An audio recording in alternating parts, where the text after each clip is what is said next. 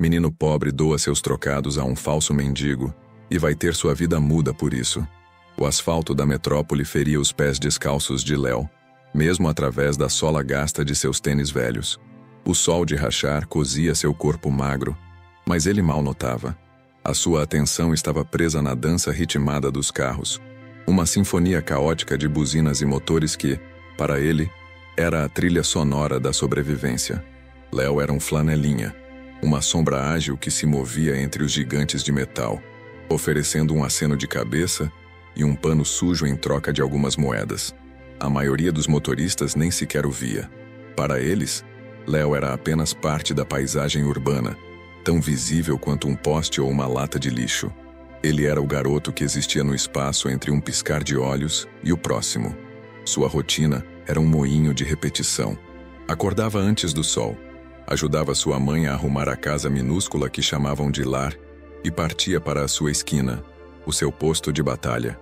Ele não reclamava, não se queixava. Dentro dele, havia uma resiliência silenciosa, uma aceitação quase serena de sua condição. Mas em seu peito, um coração de artista batia em segredo. Quando ninguém estava olhando, ele pegava um pedaço de carvão que achara na rua e, na contracapa de um caderno doado, desenhava mundos que só ele podia ver. Prédios que tocavam as nuvens, não com a frieza do vidro e do aço, mas com a gentileza das árvores. Praças onde crianças não precisavam desviar de carros, mas corriam em gramados macios. Seus desenhos eram o refúgio de sua alma, a prova de que por trás do menino invisível havia um sonhador. A alguns quarteirões dali, em um escritório no topo do prédio mais alto da cidade, um homem vivia em um tipo diferente de prisão. Seu nome era Arthur, e ele era o dono de quase tudo o que a vista alcançava. Sua aura era de poder puro. Seus ternos eram cortados sob medida, seus sapatos refletiam o carpete caro e sua voz era um instrumento de comando, acostumada a ser obedecida sem questionamentos.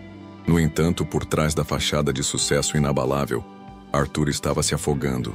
Seu mais novo e ambicioso projeto, um complexo residencial e comercial de luxo chamado Elysian Fields, estava se tornando seu túmulo financeiro e de reputação. Era uma obra-prima da arquitetura moderna, mas era fria, sem vida. As vendas estavam paralisadas, os investidores estavam nervosos e a imprensa começava a farejar o cheiro de fracasso. O problema era um quebra-cabeça complexo que seus melhores analistas, arquitetos e marqueteiros não conseguiam resolver. O lugar era perfeito no papel, mas repulsivo na realidade. Faltava alma. Desesperado, Arthur fez algo que não fazia há décadas. Desceu de sua torre, vestiu-se com as roupas mais velhas que encontrou, sujou o rosto e foi sentar-se em um beco próximo ao seu empreendimento fracassado. Queria ver o que as pessoas comuns viam, sentir o que sentiam, entender por que ninguém queria viver em seu paraíso de concreto. Sentado ali, com o cheiro de lixo e desespero no ar, ele experimentou pela primeira vez o que Léo sentia todos os dias: a invisibilidade. As pessoas passavam por ele, desviando o olhar com pressa e desdém. O poder, o dinheiro, o nome, nada daquilo importava ali. Ele era apenas um mendigo, um incômodo. No final da tarde, Léo contava suas moedas suadas. O dia tinha sido fraco. O total mal dava para o pão e o leite que sua mãe pedira. Com o pequeno monte de metal na mão, ele começou seu caminho de volta para casa, o coração um pouco mais pesado que o normal. Foi quando ele virou a esquina e viu a figura encolhida no beco. Um homem de barba por fazer, com os olhos perdidos no vazio, vestindo trapos que pareciam ter sido mastigados pelo tempo. Léo parou. Ele viu no rosto daquele homem um tipo de desolação que conhecia bem, uma solidão que ecoava a sua própria. Ele olhou para as moedas em sua mão, o resultado de um dia inteiro de trabalho sob o sol. Pensou no pão, no leite. Depois olhou novamente para o homem. Em um impulso que veio do fundo de sua alma generosa, ele se aproximou. Sem dizer uma palavra, Léo estendeu a mão e derramou cada uma de suas moedas na caneca de plástico do homem. Arthur, perdido em sua miséria autoimposta, sentiu o tilintar do metal. Ele ergueu os olhos e viu um garoto magro, com olhos grandes e sérios que lhe dava tudo o que tinha. Um obrigado rouco escapou de seus lábios, Mas ele mal registrou o rosto do menino. Para Arthur, foi apenas mais um detalhe em sua experiência de imersão na pobreza. Ele não viu o sacrifício, não viu a bondade pura. Ele não viu o vislumbre do talento mais raro de todos, a empatia. Léo apenas acenou com a cabeça e continuou seu caminho, de mãos vazias, mas com o coração estranhamente mais leve. Arthur ficou ali, olhando para as moedas, sem entender por que aquele pequeno gesto vindo de um completo ninguém parecia pesar mais do que todos os seus bilhões. Aquele ato de generosidade anônima, as moedas quentes de um menino desconhecido, assombrou Arthur. Ele voltou para sua cobertura, para seu mundo de luxo estéril, mas não conseguiu apagar a imagem daqueles olhos sérios e da mão estendida. Pela primeira vez ele sentiu a dissonância profunda entre a realidade da rua e a fantasia que ele tentava vender em seu projeto Elysian Fields.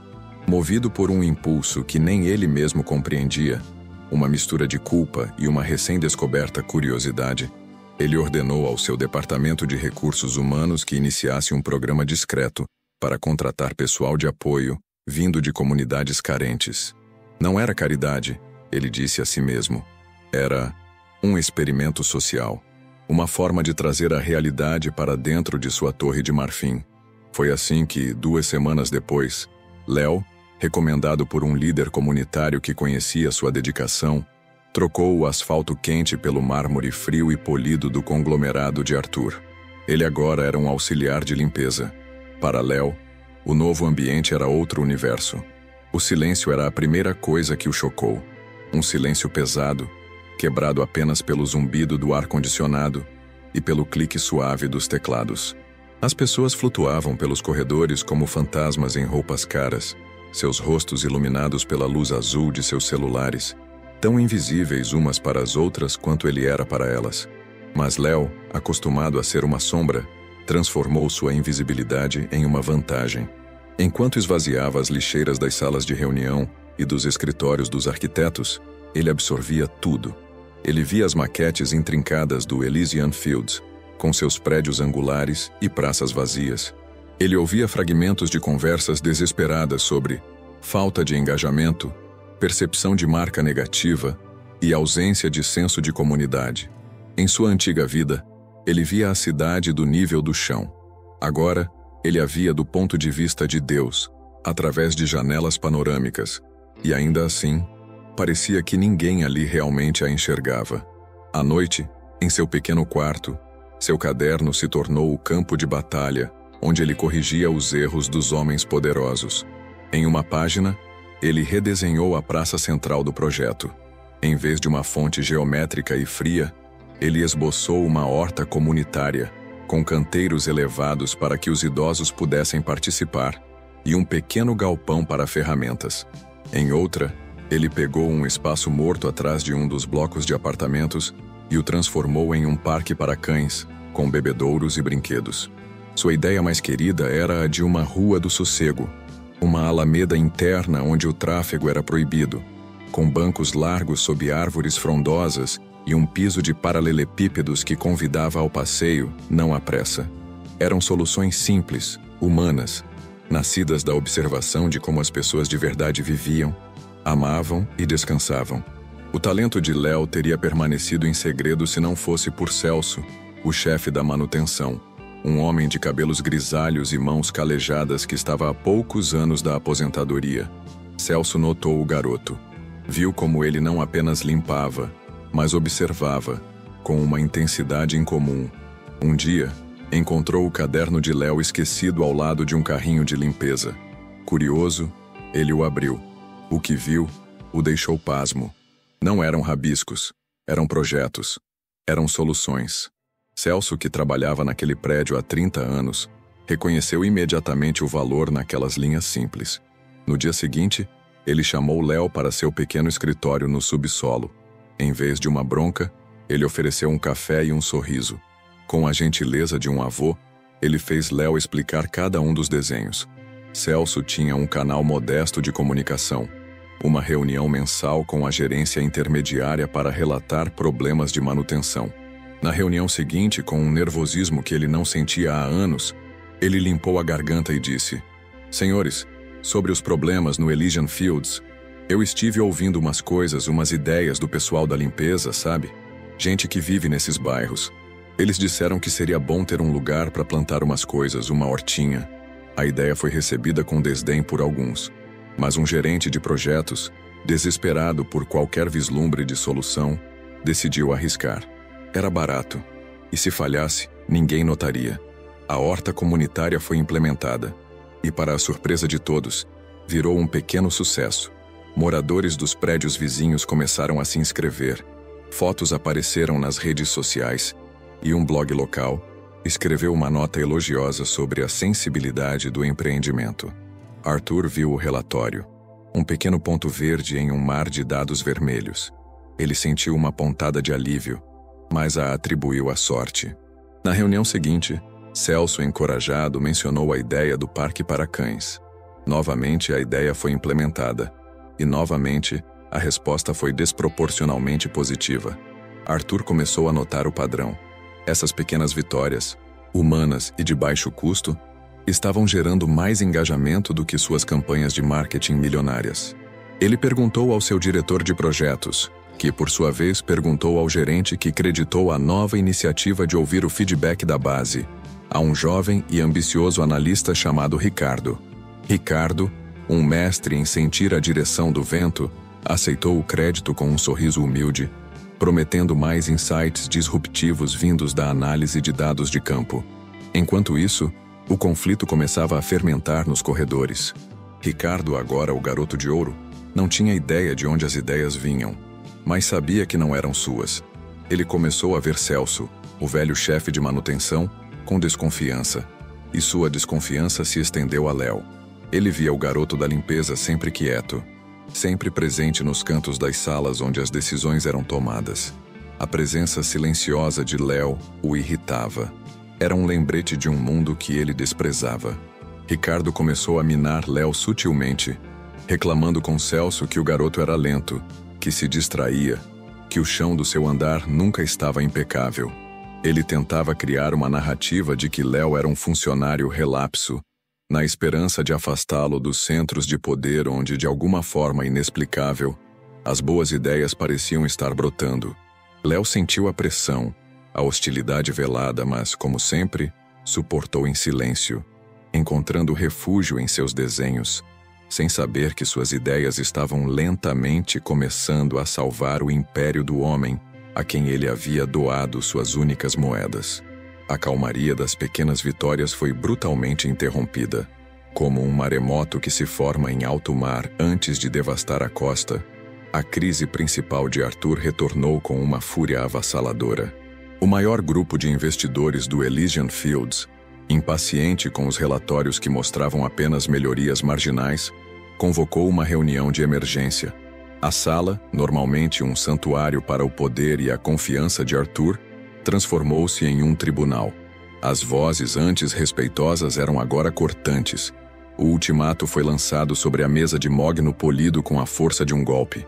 Arthur tinha 30 dias. 30 dias para apresentar uma reestruturação completa e convincente do projeto. Uma visão que não apenas estancasse a sangria financeira, mas que prometesse um sucesso retumbante. Caso contrário, eles retirariam seu capital, o que desencadearia uma cascata de falência que levaria não apenas o Elysian Fields, mas boa parte do império de Arthur, para o abismo. O peso daquele ultimato esmagou Arthur. O desespero se tornou seu companheiro constante. Ele passava noites em claro, percorrendo os corredores de seu escritório como um fantasma, o brilho das luzes da cidade zombando de sua iminente queda. A pressão o tornava errático. Sua famosa paciência se desfez em pó, e seus executivos andavam em ovos ao seu redor.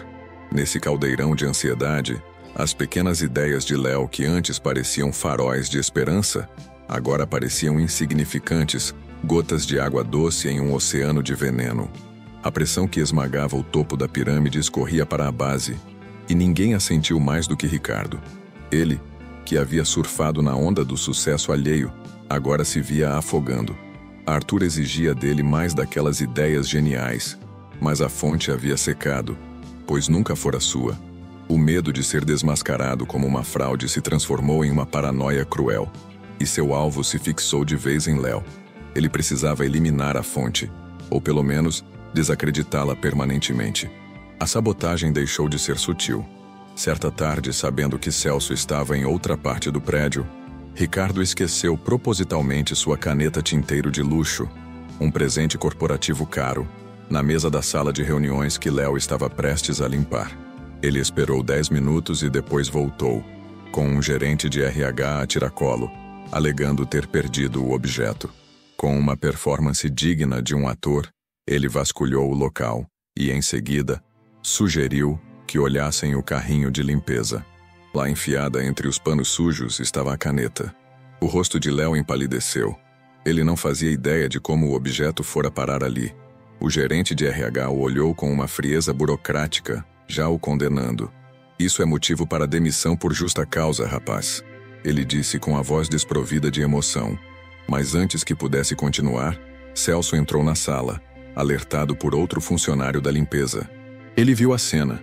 A caneta na mão do gerente, o olhar triunfante de Ricardo, o pânico nos olhos de Léo, e compreendeu tudo em um instante. A lealdade de Celso, forjada em anos de trabalho honesto, explodiu. Isso é uma armação, ele rosnou, sua voz surpreendentemente firme. Eu conheço esse menino. Ele trabalha mais duro e é mais honesto do que qualquer um nesta sala. Ele não roubaria nem um clipe de papel. A defesa apaixonada de Celso, vinda de um homem normalmente tão pacato, abalou a certeza do gerente de RH.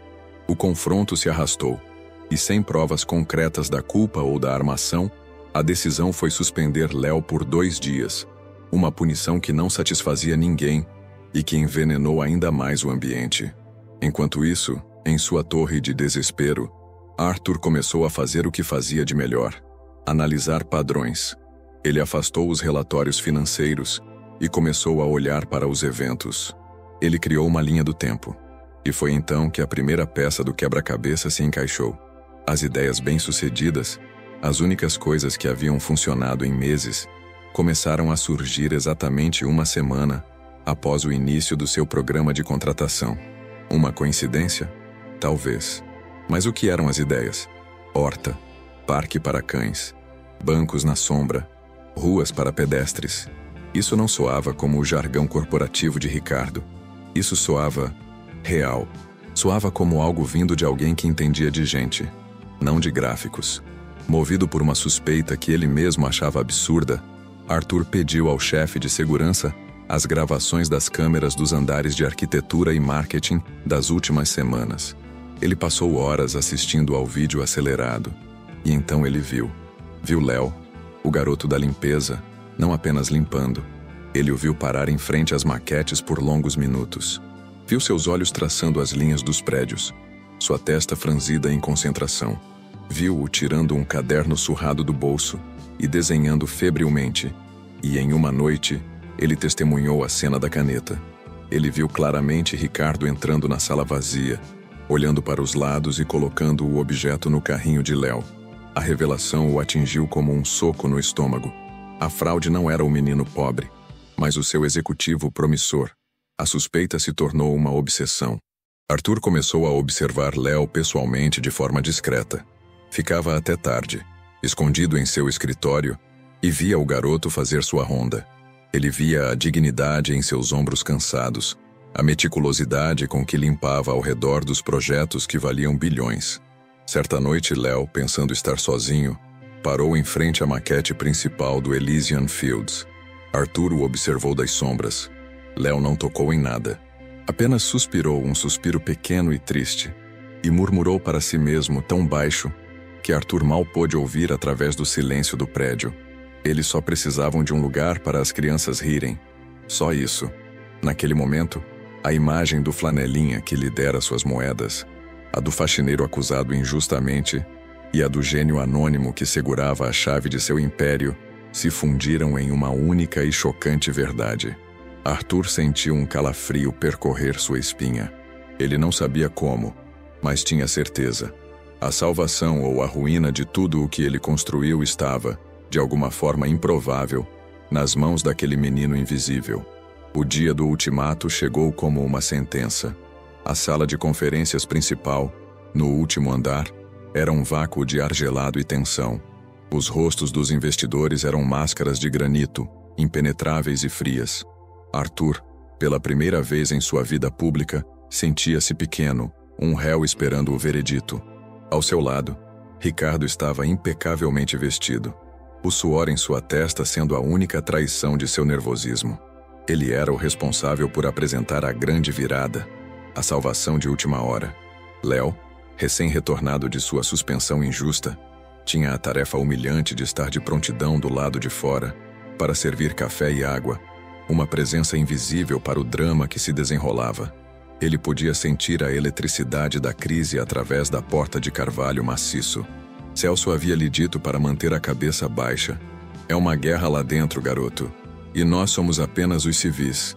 Arthur fez uma breve e sombria introdução e cedeu a palavra a Ricardo, que se dirigiu ao púlpito com uma confiança ensaiada. Senhores, ele começou, com um sorriso que não alcançava os olhos. O que verão a seguir não é apenas uma reestruturação, é uma ressurreição. Ele clicou no controle remoto para passar o primeiro slide.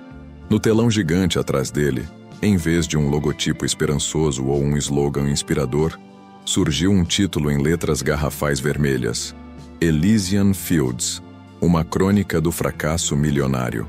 Um silêncio mortal caiu sobre a sala. O clique seguinte revelou um gráfico de barras que mergulhava em direção ao chão, detalhando as perdas financeiras de forma brutal. Arthur sentiu o chão desaparecer sob seus pés. O sangue fugiu de seu rosto. Os investidores se entreolharam, suas piores suspeitas confirmadas da maneira mais humilhante possível.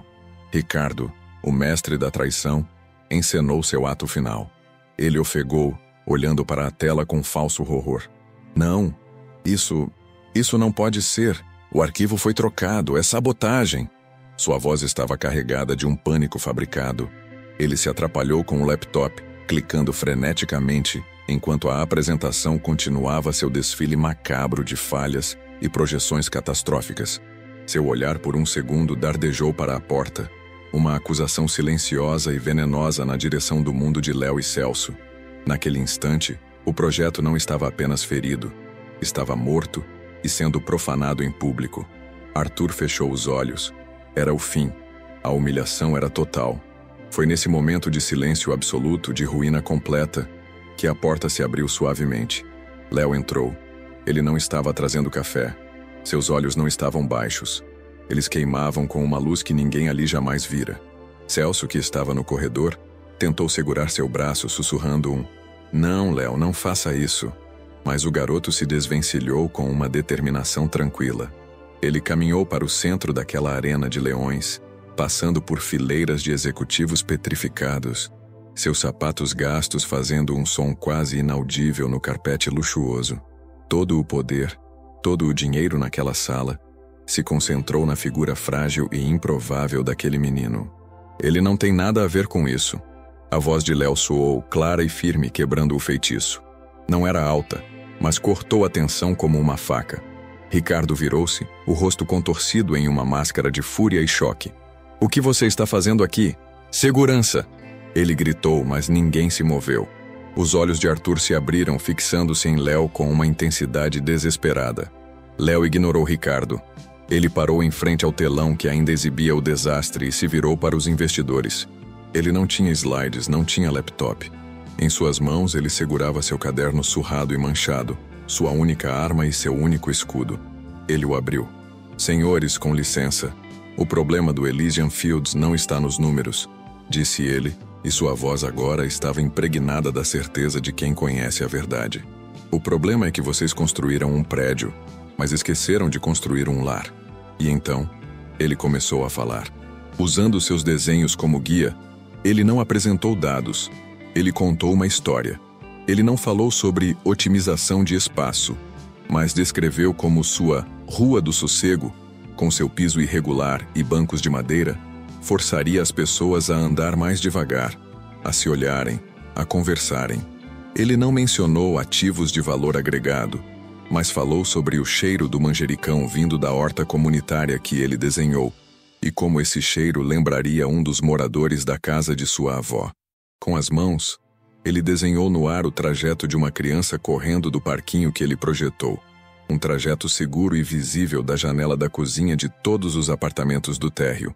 Uma mãe precisa ver seu filho rir para se sentir em casa, ele disse, com uma simplicidade que era mais poderosa do que qualquer argumento de vendas.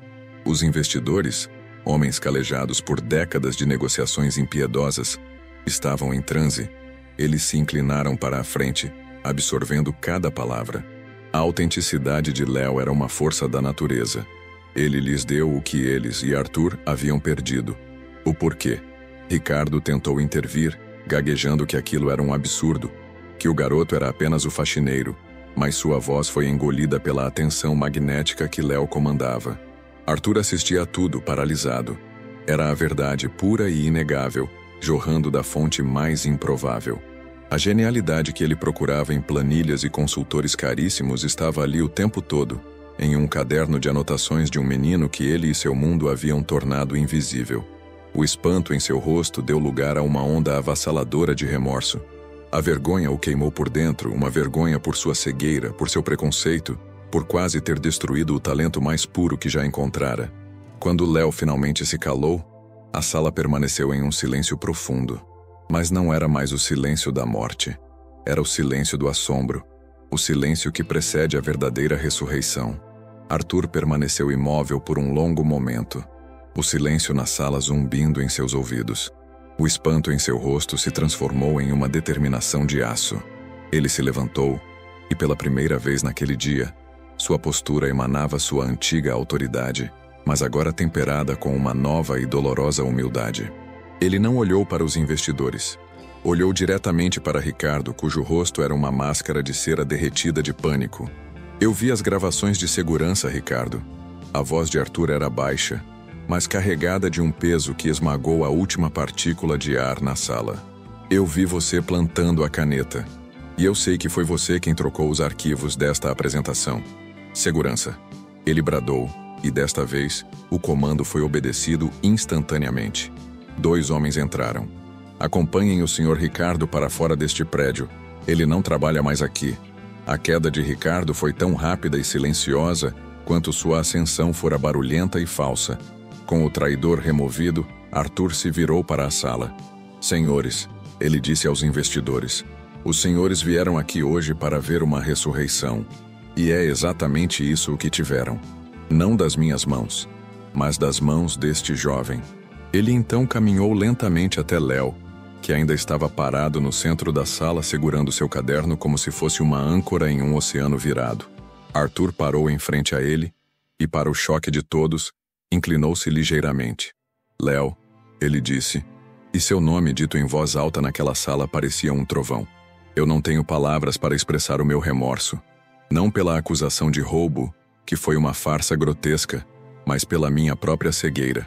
Eu olho para prédios, para números, para lucros, e você olha para as pessoas. Eu construí um império de vidro e aço, e você, com um pedaço de carvão e um caderno velho, me lembrou do que realmente importa.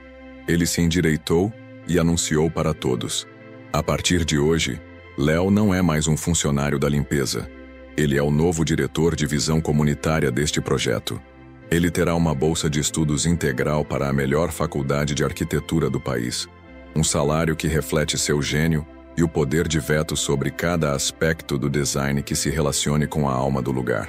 O projeto Elysian Fields está morto. Em seu lugar, construiremos o que Léo nos mostrou hoje. E Celso, ele acrescentou, olhando para o fundo da sala onde o velho chefe de manutenção chorava silenciosamente. Será o novo gerente-geral de operações do empreendimento. A integridade, assim como a genialidade, deve ser recompensada. A resolução que se seguiu foi uma transformação silenciosa e profunda. Léo floresceu. A timidez deu lugar a uma confiança tranquila.